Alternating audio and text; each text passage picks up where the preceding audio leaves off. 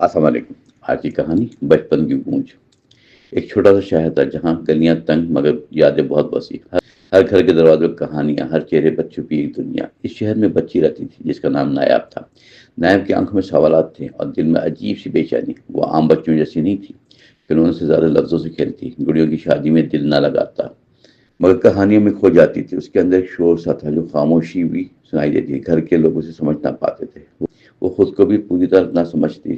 اس کا گھر پرانا مگر وسیع تھا، دیواروں پر وقت کے نشان واضح تھے۔ شہر میں ایک درخت تنہا کھڑا تھا جس کے نیچے اکثر وہ بیٹھتی، وہاں بیٹھ کر سوچوں میں گم رہتی، اپنی ہی دنیا بنا لیتی تھی جہاں کوئی ٹوکتا نہیں تھا اور کوئی سوال نہیں اٹھاتا تھا۔ نائب کی ماں مصروف رہتی تھی، گھر کے کاموں میں دن گزارتی۔ باپ ایک سنجیدہ مزاج انسان جس کے چہرے پر سختی رہتی تھی۔ نائب ان دونوں کے درمیان ایک الگ سے دنیا میں رہتی۔ وہ نہ مکمل بچی محسوس کرتی تھی، نہ ہی خود کو بڑی سمجھتی تھی۔ اس کے دوست بھی چند ہی تھے مگر اس سے بھی فاصلہ رہتا تھا۔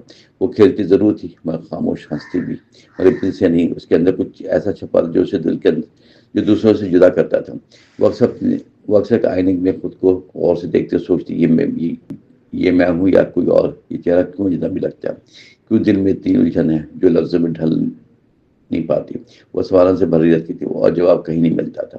بچپن کی سادگی پیچھے ایک پیچیدہ سی دنیا میں چھپی ہوئی تھی۔ ایک دن وہ صحن میں بیٹھی، ہوا آہستہ سے چل رہی تھی، درخت کے پتے سرگوشی کر رہے تھے جیسے باتیں کر رہے ہیں۔ وہ آنکھیں بند کر کے سنتی اور دل کی دھڑکن کو محسوس کرتی۔ اس لمحے اسے لگا جیسے وہ خود کو تھوڑا سمجھ رہی، مگر احساس لمحاتی تھا۔ جلد ہی سب کچھ دھندلا ہو گیا، گھر کے ماحول میں واپسی اور وہی پرانی الجھنیں۔ نائب اکثر سوچتی رہتی تھی، کیا سب بچے ایسے ہی ہوتے ہیں یا صرف وہی مختلف ہے جس کے اندر یہ طوفان برپا تھا؟ اس کے ذہن میں عجیب خیال جو کبھی خوشی دیتے کبھی خوف۔ وہ ان خیالات کو چھپاتی، کسی سے ذکر نہ کرتی تھی، کیونکہ اسے ڈر لگتا تھا کہ لوگ اسے عجیب سمجھیں گے یا شاید ہنس پڑیں گے اس پر اور وہ مزید تنہا ہو جائے۔ اس کی دنیا محدود تھی مگر خیالات کی وسعت بے حد تھی۔ وہ چھوٹی چھوٹی باتوں پہ بڑی معنی تلاش کر لیتی تھی۔ ایک بار اس نے بارش دیکھی تو دیر تک کھڑی سے دیکھتی رہی، قطروں میں آواز میں جیسے کوئی کہانی سنا رہا ہو۔ وہ سوچتی، یہ قطرے کہاں سے کہاں جا کر کھو جاتے ہیں؟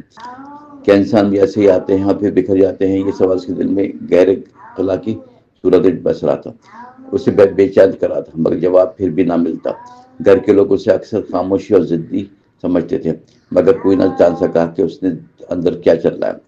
وہ خود بھی سفر میں ایک مسافر کی طرح تھی، جیسے راستے بھی معلوم نہیں، منزل کا ہی پتہ نہیں۔ وقت گزرتا گیا، آہستہ آہستہ نائب کی عمر بڑھتی گئی، اس کے سوالات بھی ساتھ اور زیادہ گہرے ہوتے گئے، اور وہ اب سمجھنے لگی کہ اس دنیا سادہ نہیں، ہر چہرے کے پیچھے ایک راز ہے، ہر مسکراہٹ کے پیچھے درد ہے۔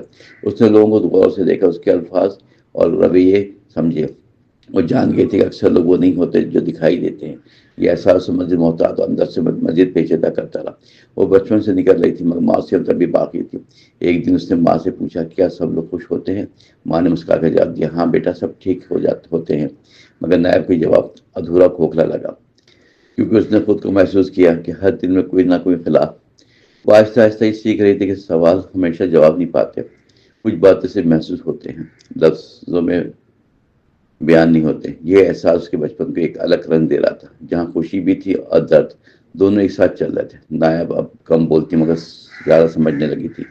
وہ جان گئی تھی زندگی صرف کھیل اور ہنسی نہیں بلکہ اسے مسلسل تلاش ہے، خود کو جاننے اور سمجھنے کی۔ یہی تلاش اسے آگے لے جا رہی تھی اور وہ خاموشی سے بڑھ رہی تھی۔ اس کے بچپن کی ایک کہانی کسی عام قصے سے جیسی نہیں تھی، یہ ایک ایسے دل کے داستان جو کم عمری میں جاگ گیا، جس نے دنیا کو جلدی سمجھایا اور خود کو تلاش کرنا سیکھا۔ یہ بچپن ایک آئینہ تھا جس میں زندگی کی جھلک دکھتی تھی۔